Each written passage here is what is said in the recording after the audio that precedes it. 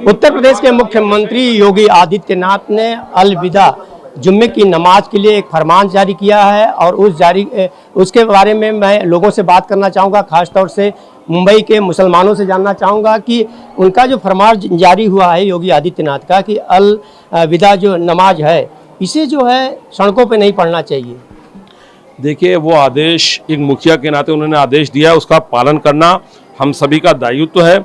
और मस्जिद में पर्याप्त जगह अगर जो ना हो तो उसमें सेकंड जमात भी कर सकते हैं, थर्ड जमात भी कर सकते हैं। इसलिए मैं भी सभी से आग्रह करूंगा कि रोड पे ना पढ़ा जाए, क्योंकि जो पाक होकर लोग नमाज पढ़ने जाते हैं तो उसमें अगर जो बाहर रोड पे पढ़ेंगे तो कोई कचरा उनके ऊपर आएगा, गंदगी आएगी। और पहली बात कि जो आम लोगों को हमारी वजह से कोई तकलीफ ना हो, ये हमको ख्याल करना चाहिए। आपने फरमाया, हमारे हुज़ूर सल्लल्लाहु अलैहि वसल्लम ने फरमाया कि अगर जो हमारा पड़ोसी भूखा है या तकलीफ में है तो आप खाना नहीं खा सकते हो, आप आराम नहीं कर सकते। तो पड़ोसी और अपने आसपास के लोगों को हमें इतना ध्यान देना चाहिए, हमारी वजह से किसी को तकलीफ ना हो। मस्जिदें बेशक वहाँ पे जगह ना हो तो 2 जमात कर लें। और आजकल तो मस्जिदों में FSI भी मिला हुआ है। मुंबई जैसे शहर में 3-3, 4-4, 5-5 माले की मस्जिदें बनी हुई है। तो मुझे लगता है किसी को भी सड़क पे नमाज पढ़ने की ज़रूरत नहीं है, चूँकि अलविदा जुमा है, जो रमज़ान का आखिरी जुमा बहुत मोतबर होता है हमारे यहाँ, तो इसलिए भीड़ बहुत ज़्यादा होती है, इसलिए उन्होंने गाइडलाइन जारी किया है। लेकिन हर एक चीज़ को अगर जो आप राजनीति की नज़रिए से देखोगे या मुसलमानों के खिलाफ देखोगे या मुसलमानों के ये दुश्मन है इस तरह से आप वो करोगे तो मुझे लगता है इसमें ये गलत बात है। एक मुखिया के नाते सबकी सुरक्षा हो, सबको आसानी हो, इसका ध्यान रखते हुए योगी जी ने ये आदेश दिया है।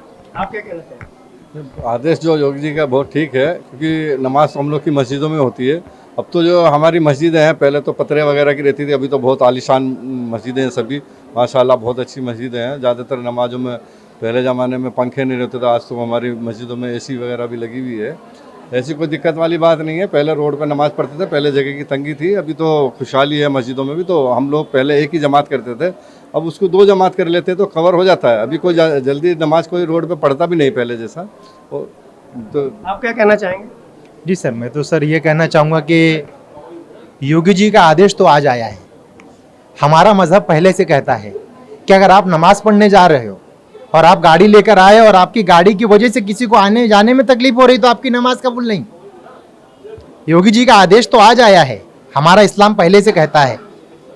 अल्लाह फरमाता है, मेरे बंदे तेरे वजह से तेरा पड़ोसी नाराज ना रहे, चाहे हिंदू हो, मुस्लिम हो, सिख हो, ईसाई हो, कोई भी हो, तेरा पड़ोसी तुझसे नाराज ना रहे, है ना। तो जैसे योगी जी का जो आदेश आया है तो मेरे हिसाब से मैं दिल से उसको मानता हूं, क्योंकि रोड पर जब हम नमाज पढ़ते हैं, जिस्म पाक होना, दिल पाक होना, कपड़े पाक होना, जगह पाक होना, तब जाकर के मेरी नमाज कबूल होती है। अब मैं रोड पर नमाज पढ़ूं, किसी की एम्बुलेंस आ जाए, इमरजेंसी आ जाए, कोई चीज हो जाए तो वो नमाज मेरी नहीं, तो वो नमाज मेरी नहीं मानी जाएगी, वो नमाज मेरी नहीं मानी जाएगी। नमाज हर चीज के लिए एक जगह मुकर्रर की गई है। अभी हम जब खाना खाते हैं, घर में खाते हैं कि रोड पे रोड पे बढ़ के खाते हैं?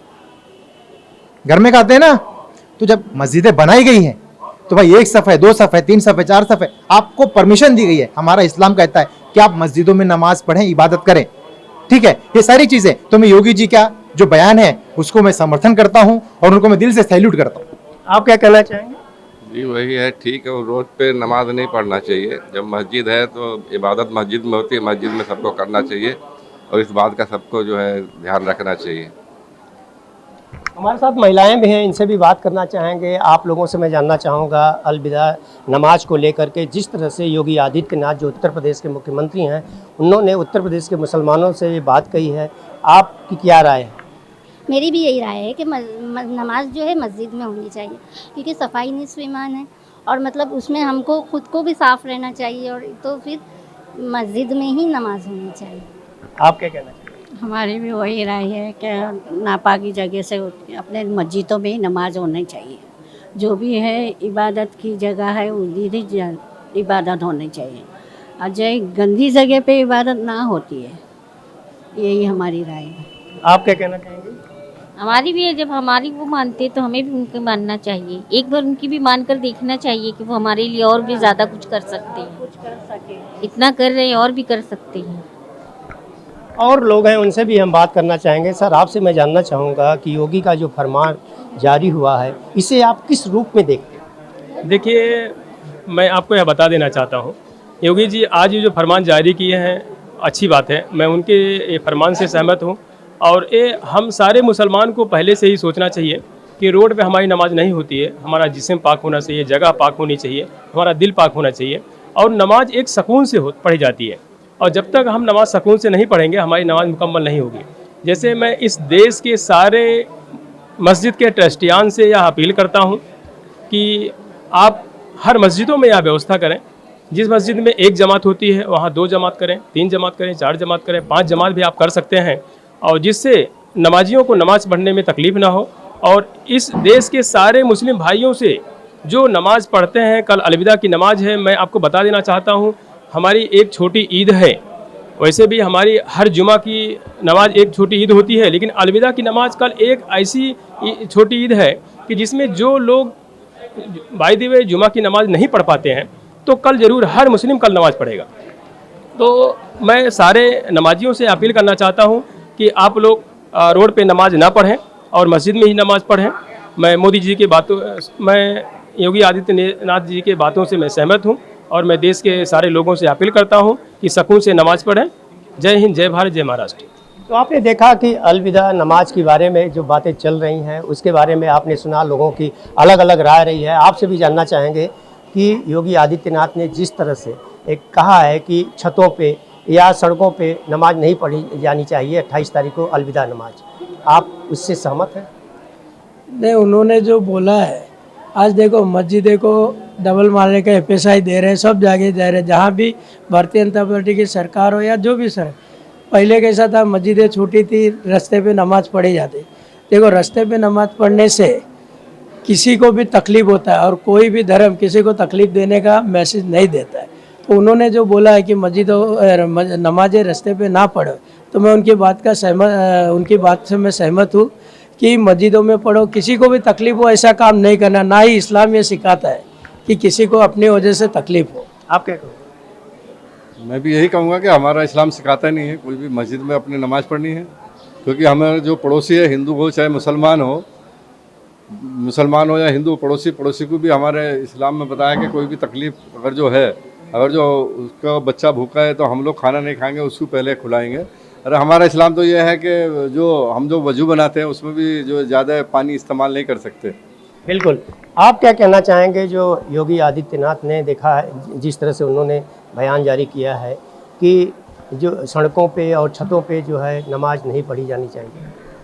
असल में देखिए, ये नमाज जो है खासतौर से जुमा की मास प्रेयर होती है। मास प्रेयर में मतलब ज़्यादा लोग आते हैं।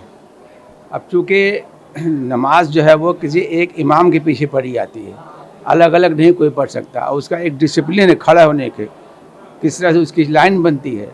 तो उसमें अगर जगह नहीं मिलती है तो मजबूरन बाहर निकलते हैं। ऐसे कोई जानबूझ के रोड पर या नमाज नहीं पढ़ता है, उसका एक फिक्स वक्त होता है। उसके बाद जुमा की नमाज आपको इंडिविजुअल नहीं पढ़ सकते हो, जब को पढ़ना आपको जमात में ही पढ़ना है। तो मजबूरी के तौर पर बाहर निकलते लोग। तो इसके लिए अगर गवर्नमेंट परमिशन दे दे, जो मस्जिद में छोटी है ऊपर बनाने के लिए परमिशन दे दे, और ऊपर माला बढ़ा लो, जगह मिल जाए और बढ़ा लो, तो अगर जगह एडजस्ट हो जाएगा अंदर तो बाहर जाने की ज़रूरत ही नहीं। मजबूरी में खड़े हों, क्योंकि अगर वो छूट जाएगी उनकी नमाज नहीं होगी फिर। तो बिल्कुल आपने देखा कि काफ़ी अलग अलग राय रही लोगों की। और रही बात कि योगी आदित्यनाथ जो उत्तर प्रदेश के मुख्यमंत्री हैं, उन्होंने ये भी कहा कि 2017 की अगर बात करें तो अभी तक लेकर के उत्तर प्रदेश में कोई दंगे फसाद नहीं हुए। और उन्होंने ये भी बात कही कि उसमें हिंदू ही नहीं बल्कि मुसलमान भी सुरक्षित रहे हैं। दंगे फसाद होते हैं तो दोनों तरफ देखा जाए तो क्षति होती है। वहीं दूसरी तरफ नमाज को लेकर के देश की आर्थिक राजधानी मुंबई के मुसलमानों की राय आपने सुना।